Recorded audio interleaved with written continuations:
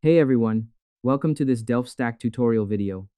In today's Delph tutorial video, we'll learn about how to fix a dried ghast in Minecraft. Let's get into it. First, place your dried ghast. Take the dried ghast from your bag, look at the ground, and place the dried ghast down on a flat surface. Make sure you pick an open area where you have plenty of room to move around the large white body. You cannot fix the ghast while it is still tucked away inside your pockets. You have to put it out in the world so the game system can start tracking its condition.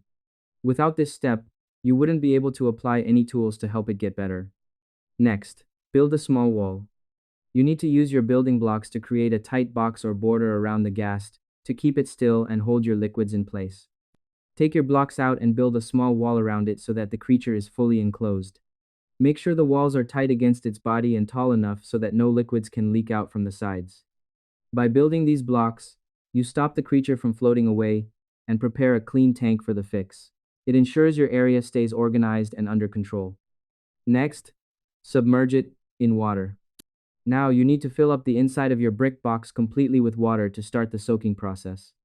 Take your water bucket, fill it from a pond, and submerge it in the water using bucket of water, and you will see green sparkles indicating that the dried ghast is now hydrated.